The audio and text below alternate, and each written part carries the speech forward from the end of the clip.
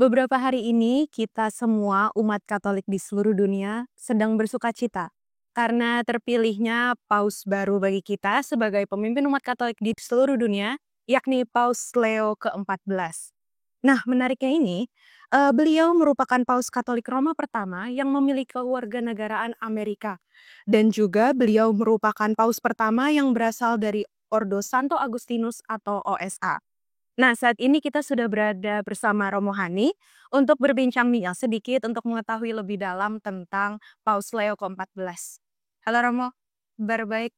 Baik, ya, kita gembira ya, Iya. paus baru, ya. Ya, tentunya merupakan sebuah kabar sukacita bagi kita semua tentang terpilihnya paus baru bagi Gereja Katolik dunia.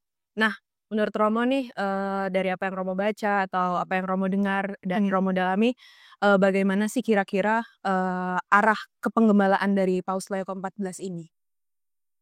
Ya, kita pertama-tama bergembira, bersukacita sebagaimana waktu itu hasil dari konklav sudah diumumkan dan dikatakan Annuncio Vobis Gaudium Magnum Habemus Papam. Saya memberikan berita gembira, sukacita yang besar, kita punya paus yang baru.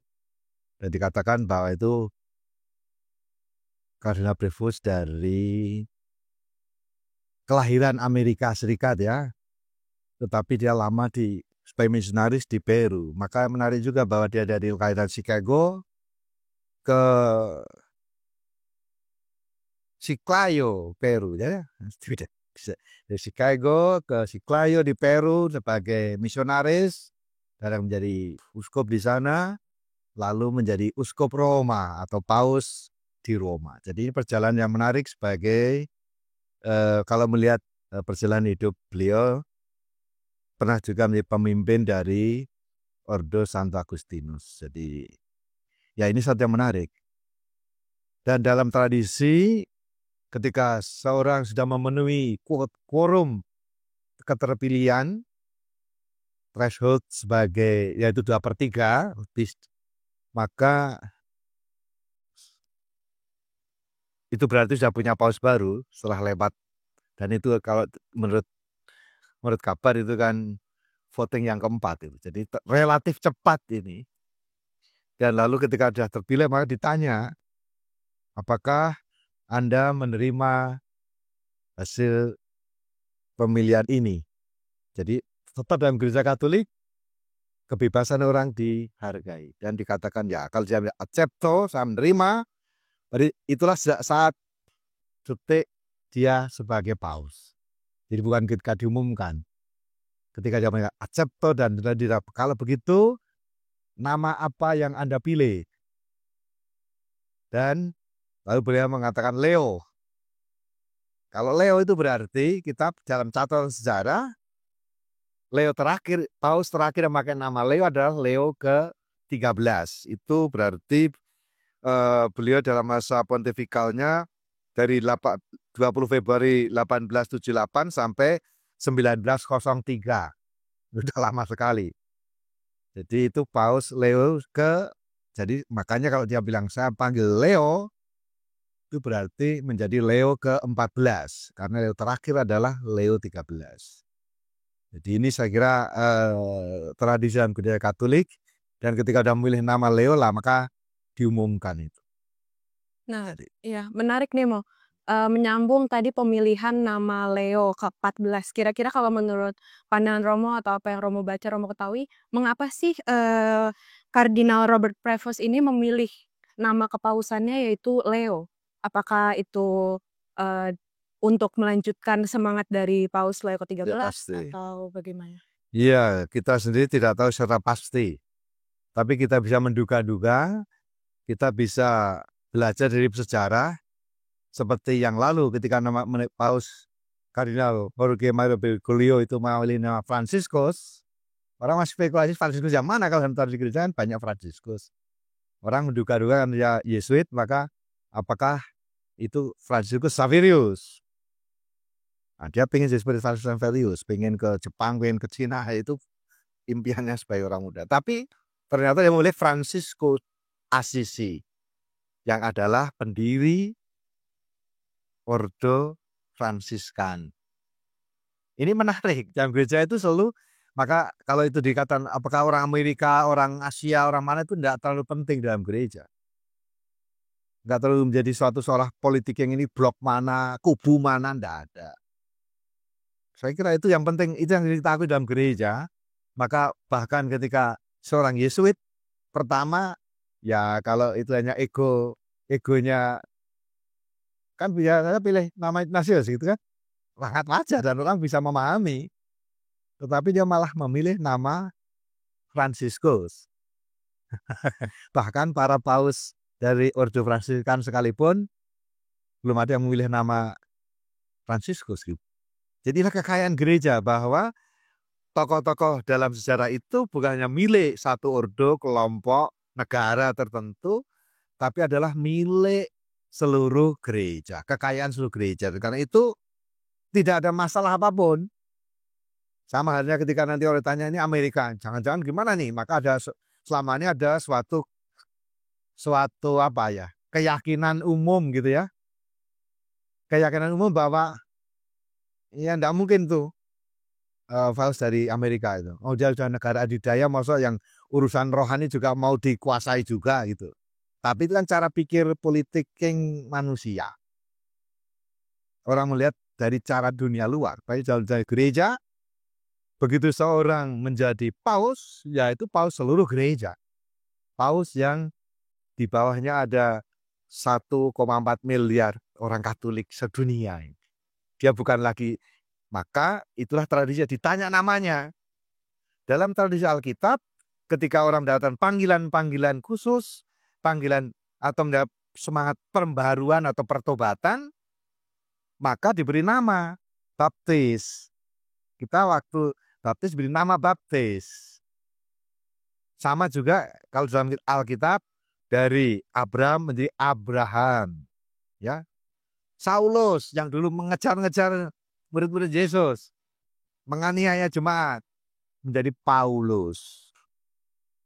Sama juga halnya di dalam tradisi biara juga sama.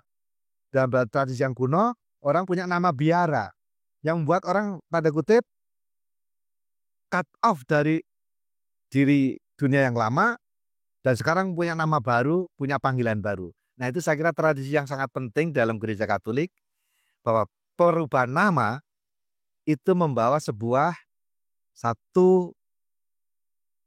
harapan, sebuah visi baru. Kita bisa melihat kemarin misalnya banding aja, karena kita baru mulai kan, kita nggak tahu.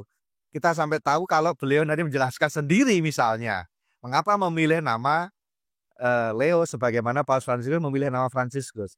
Misalnya kita lihat dalam sebentar ya, kita lihat Paus Fransiskus. Tema-tema sentral di dalam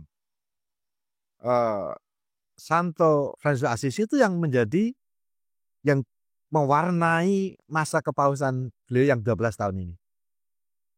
Kesederhanaan. Itu sangat jelas. Maka dia tidak memilih pilihan-pilihannya, menunjukkan bahwa dia itu bukan hanya suatu gimmick, tapi sebuah pengalaman rohani yang mendalam. Jadi lihatlah itu cara berpakaiannya dan sebagainya ya. Lalu tema-tema sentral dan nama-nama dokumen-dokumen dinamai yang kosakatanya Fransiskus Assisi. Dokumen tentang lingkungan hidup misalnya Laudato Si. Tentang persaudaraan universal Fratelli Tutti. Jadi menjadi agak jelas dalam bisa dibaca. Kita hanya bisa meraba dulu, kira-kira mungkin akan begitu. Maka dia Leo. Nah, Leo ini saya kira salah tokoh besar. Dan Leo terakhir adalah Leo ke-13. Yang dikenal sebagai salah satu juga pembaru gereja. Dan salah satu penting adalah beliau meletakkan dasar-dasar ajaran sosial gereja yang dimulai dengan ensiklik Rerum Novarum. Pada suatu situasi di mana industrialisme mulai menyeruak dan ekses-eksesnya mulai terasa. Banyak terjadi, manusia menjadi korban dari, tentu ada yang positifnya. Maka ini menandai dalam suatu pendulum ya, di mana gereja mau berada antara modernitas, jadi tadi revolusi industri, dengan segala dampaknya, kepanjuannya sekali juga dampak buruknya, dan juga tradisi. Itu berarti apa?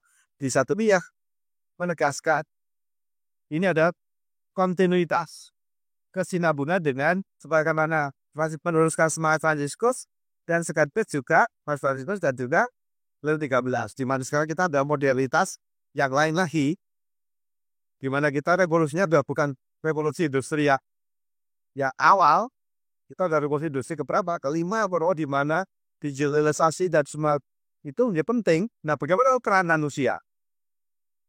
Nah, itu letak gereja. Barangkali, ya kita meraba ya, barangkali dia ingin apa yang dahulu dialami oleh para pendahulu, termasuk zamannya Leo ke-13.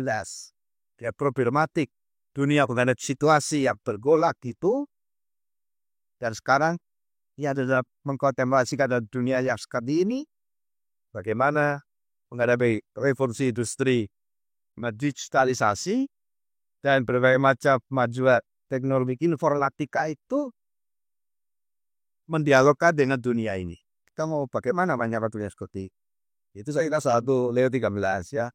Paus Leo 14 ini juga tetap meneruskan apa yang tadi dimulai oleh Paus Fransiskus dalam banyak hal, karena beliau sendiri juga memiliki kedekatan secara personal sebagai dulu adalah juga uskup di Amerika Latin. Beliau lah yang mengangkat ini menjadi uskup dan juga menjadi kardinal, bahkan kardinal dalam jabatan yang tinggi.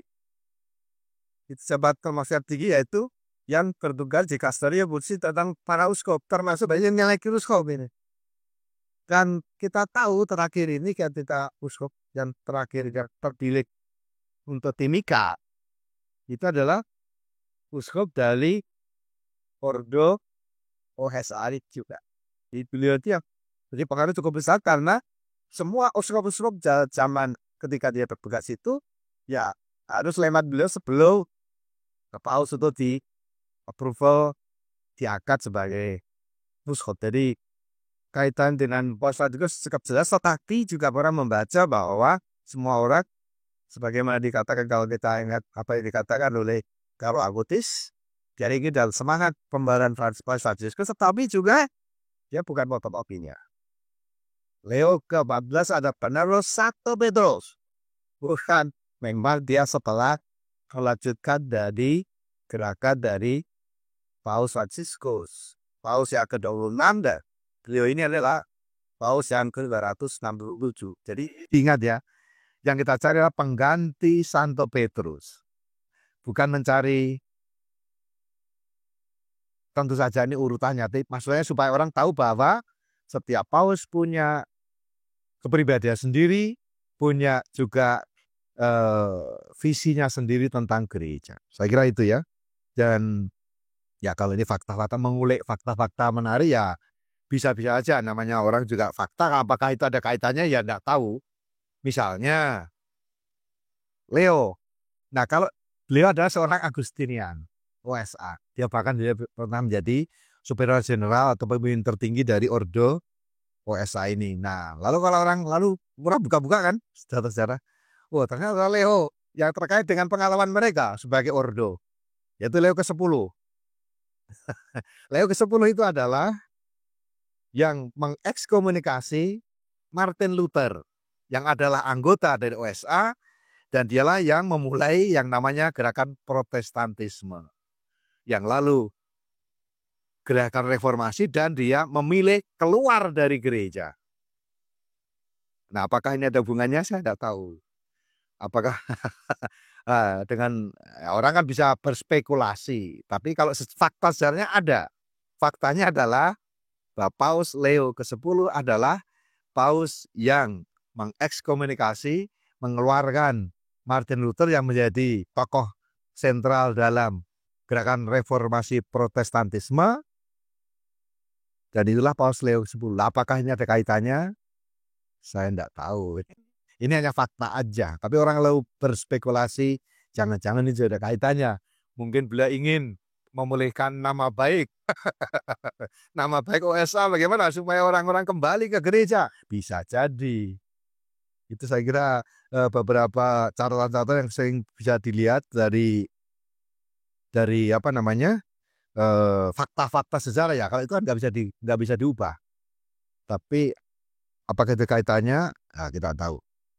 Nah, terkait dengan biasanya tradisi gereja, terkait dengan apa yang menjadi program ya, katakanlah program gitu. Karena ini kan bukan kampanye ya, bukan kampanye, bukan seperti visi misi ya, tidak ada itu. Tapi kita bisa lihat dalam apa? Satu, pemilihan nama tadi, itu sangat penting dan biasanya sangat mewarnai. Yang kedua adalah sambutan pertama ketika dia muncul di balkon Santo Petrus itu menarik. Beberapa hal bisa kita catat, misalnya ya, catatan saya ya. Pertama, sapaan pertama itu selalu menentukan. Dan sapaan pertama adalah damai sejahtera bagimu. Dan itu dia mengutip apa? Inilah salam pertama dari Yesus yang bangkit.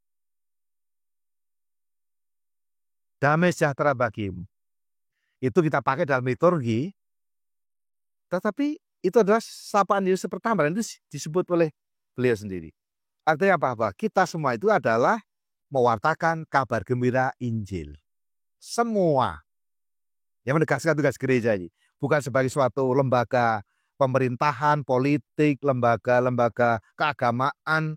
Tapi pertama-tama gereja adalah berisi orang-orang yang dipanggil untuk menjadi saksi-saksi kabar gembira Injil. Dan kabar gembira pertama dari Yesus adalah Shalom, damai sejahtera bagimu. Dan itu adalah selain sapaan liturgis, tapi juga sapaan mengingatkan kita semua akan siapa kita di hadapan seluruh dunia ini, yaitu adalah sama-sama murid-murid Yesus. Jadi ini dan semua murid Yesus dipanggil untuk bersaksi. Ini poin pertama dari sapaan. Yang kedua, misalnya yang bisa kita lihat adalah dia beberapa kali menyebut jembatan. Jangan lupa, nama dari Paus itu banyak gelarnya. Wakil Kristus ya, Vicaris Christi, pengganti Santo Petrus, wakil Kristus dunia ini. Lalu Servus Servorum Dei, hamba dari para hamba. Tapi juga ada Pontifex Maximus, jembatan agung, sang imam agung. Jadi dia menegaskan juga peran beliau sebagai jembatan. Semua uskup, semua paus adalah jembatan. Pontifex Maximus membangun jembatan. Maka kalau kita dengar yang lalu ketika Paus Fransiskus ini membangun jembatan hati, jembatan yang menghubungkan, bukan buat tembok-tembok yang menyekat, tapi buat dikatakan nih, membantu membangun jembatan dengan dialog dan perjumpaan, sehingga kita semua bisa menjadi satu umat yang selalu dalam damai. Dan dia mengatakan, terima kasih Paus Fransiskus. Berarti apa? Dia ada dalam kesinambungan, semangat menjadi jembatan. Ya, saya kira itu. Lalu yang kedua, kita sama-sama yang ke jembatan, lalu sinodalitas, berjalan bersama.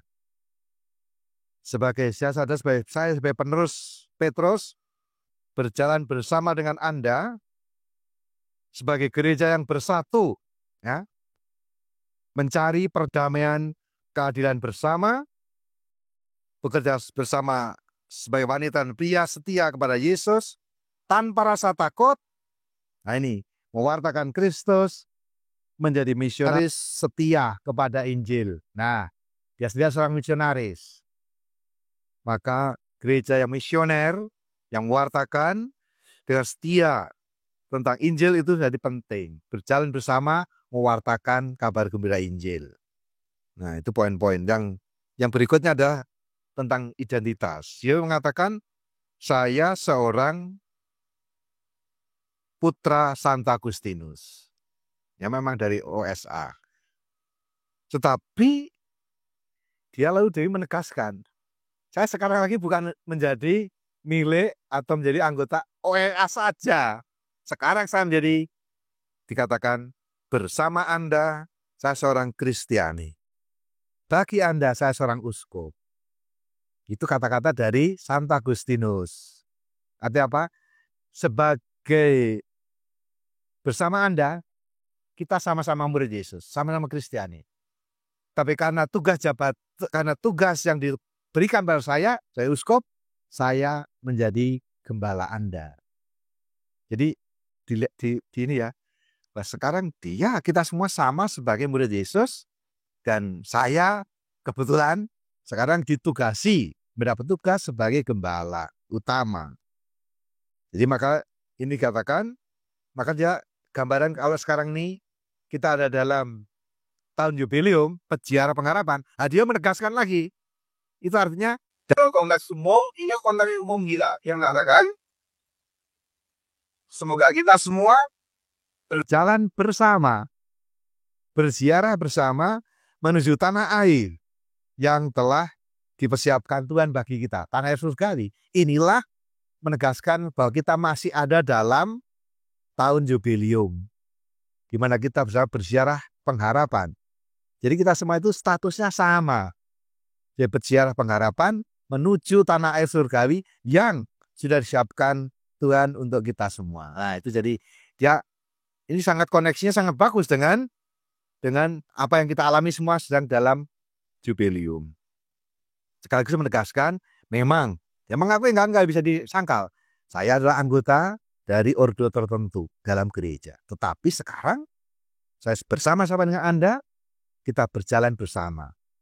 Jadi tidak lagi, maka apakah itu dari Fransiskan, apakah itu dari Yesuit, apa dari Dom Agustinian, ketika sudah ada titik ini, lepas semuanya itu. Termasuk tadi nanti kalau isu soal negara.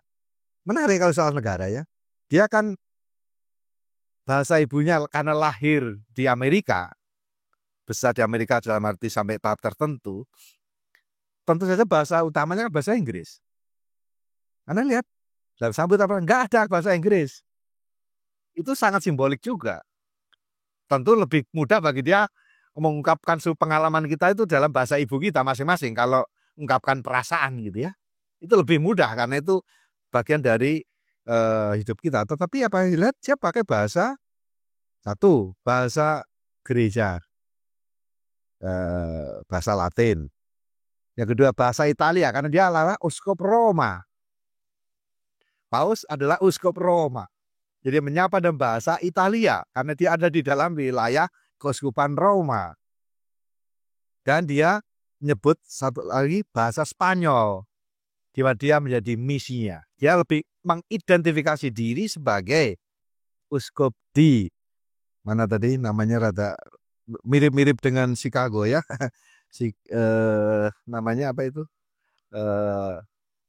Chiclayo. Jadi lebih intensif di mana menyapa umatnya. Sekarang dulu saya uskupmu, sekarang mari sekarang saya uskup Roma, uskup seluruh dunia. Jadi saya kira itu menarik. Sehingga dalam gereja tidak ada lagi sentimen-sentimen itu ketika orang sudah dalam kesatuan. Inilah yang mau dibangun dalam sambutan dari Paus Leo ke-14. Dan terakhir, nah ini kalau tadi tanya apa visinya, ini yang terus dalam sambutan itu. Kita harus melihat bersama, nah ini. Jadi lupakan semuanya kamu dari mana asal itu nggak relevan lagi. Sekarang mari kita satu sebagai gereja, mari kita melihat bersama bagaimana di gereja yang misionaris. Ini kata-kata beliau. Gereja misionaris membangun jembatan, dialog, selalu terbuka untuk menerima dengan tangan terbuka semua orang. Ingat Fratelli Tutti, semangat yang digembalakan oleh Paus Fransiskus.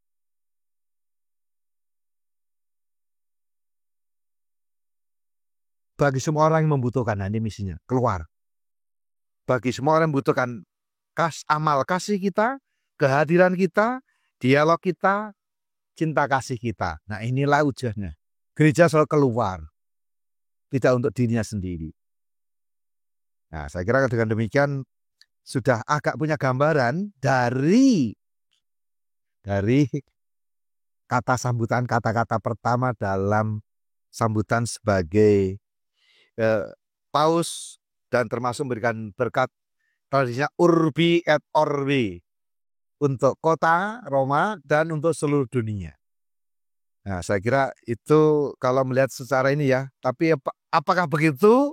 Ya, tidak tahu saya.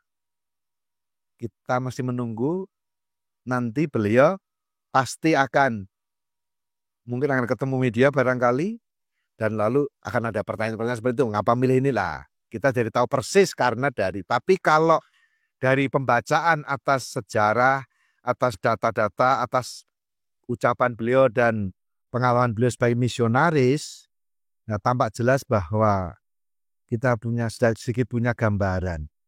Jadi dengan demikian, kalau dalam membaca dalam beberapa komentar itu ya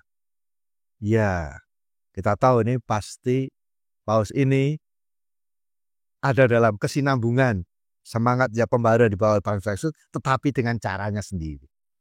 Dengan cara sendiri. Misalnya Paus Franciscus kan kadang-kadang punya, misalnya tampilan pertama, dia tetap tampilan pertama kita balkon. Jadi tidak mengikuti caranya Paus Franciscus. Ya mungkin lebih tanda kutip ya lebih menimbulkan komentar lah. Beliau tetap biasa aja. Pakai penampilan sebagaimana lazimnya diatur oleh ketentuan tentang penampilan paus baru setelah dipilih, kayak begitu. Nah, memang kemarin baru kelihatan foto hari berikutnya, foto ketika keluar dari Kapel Sistina itu, ya sepatunya masih hitam. Kalau normalnya, kalau dari ketentuan itu paus itu pakai sepatu merah. Kita lihat nanti kalau ada waktu pelatihan, jadi paus ketika ditabiskan, paus itu dilantik. Itu apakah dengan satu mengenakan palium pada uskup agung, pemimpin, lalu memakai cincin pelayan, cincin kepausan. Yang paling simbolnya, yang paling pokok itu memakaikan palium dan lalu menggunakan cincin terus. Cincin yang nanti kalau meninggal ini dihancurkan.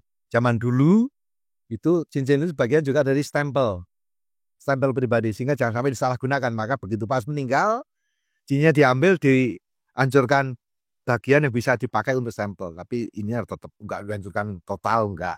Yang dihancurkan adalah tempat di mana itu bisa menjadi stempel. Jadi itulah tradisinya. Jadi maka ketika paus baru, ya dia memakai cincin baru sebagai cincin kepausan. Kalau kardinal punya cincin, kardinal itu punya cincin sendiri. Nanti uskup juga punya cincin. Nah, itu melambangkan dan simbolnya begitu. Nah, kita tunggu ya, misalnya apakah hal-hal yang paling lahiriah penampilan itu kalau melihat kemarin ya tampaknya beliau ya akan mengikuti apa yang menjadi tradisi yang umum. Paus Franciscus sekali lagi ya punya gayanya ya. Lalu apakah tinggalnya di mana ya, di istana kepausan atau ikut di sana Marta seperti Paus Franciscus. Ya kita lihat aja. Jadi hal-hal seperti itu tidak perlu diperdebatkan, tidak perlu dikomentari berlebihan. Itulah style orang ya kita hargai. Jadi katakan seperti kata dari Beato Carlo Acutis yang ya agak tertunda lah dikanonisasi sebenarnya kan minggu yang lalu ketika mereka kumpul sebenarnya bukan untuk melayat paus ya. Tapi pertama-tama adalah pengen akan hadir untuk kanonisasi Beato Carlo Acutis. Jadi mudah dunia itu. Tapi jadinya melayat mendoakan Paus Franciscus yang meninggal. Akan tertunda, tapi kita lihat bahwa kata-kata dari pasti dalam waktu dekat ini nggak terlalu jauh karena sudah proses sudah final kan, tinggal upacaranya kan mengatakan kita semua lahir sebagai ori. Jadi banyak orang yang mati sebagai fotokopi. Nah, saya kira situ pasti bukan fotokopinya. Tapi beliau punya semangat meneruskan Paus Franciscus sangat terasa dalam sambutan pertama, sangat jelas bahwa beliau ada dalam semangat meneruskan pendahulunya, tetapi dengan cara dan style yang berbeda ya kita lihat nanti. Kalau beliau ini kan terpilih usia 69. Ya kalau kesehatannya prima, ya kita masih punya paus yang agak lama ini. Paus Fransiskus kemarin kan 12 tahun. Ketika Paus Fransiskus terpilih usia 76. Ini kan masih 69. Jadi kita paling tidak ya kalau semuanya tentu saja sehat dan semuanya paling enggak lebih dari 15 tahun nih. Agak lumayan panjang. Tapi ya ada yang tahu. Sekali lagi dalam gereja, keyakinan gereja adalah sebagaimana dalam hari ini kita masa Paskah kita mendengarkan bacaan pertama itu dari Kisah Para Rasul, di mana aktornya itu Roh Kudus ini. Dan Roh Kudus itu ya selalu mengejutkan. Dan itu katakan Paus Fransiskus, God of Surprises. Jadi mengejutkan. Maka sekarang Paus pertama dari kelahiran Amerika, ya bisa aja gitu. Nah, kemarin ada spek muncul, apakah akan muncul dari Asia? Bisa aja. Apakah dari Afrika? Bisa saja. Tetapi dalam gereja tentu itu bisa menjadi faktor yang sebagai latarnya. Tetapi ketika masuk dalam suatu konklav, ya kita semua gereja universal. Apa yang terbaik untuk gereja, dan kita percaya inilah pilihan terbaik bagi gereja kita dengan memberikan kepada kita paus yang baru, Paus Leo ke-14. Nah, begitu kurang lebih ya. Menarik banget, sangat banyak informasi yang kita dapatkan bersama ya. Jadi baiknya sebagai umat Katolik seluruh dunia, mungkin bahkan belakangan ini tuh mau sejak konklav kemarin, berhubung juga ada film konklav dari tahun lalu, sangat banyak di sosial media tuh beredar, bahkan bukan umat Katolik yang menyampaikan pendapatnya.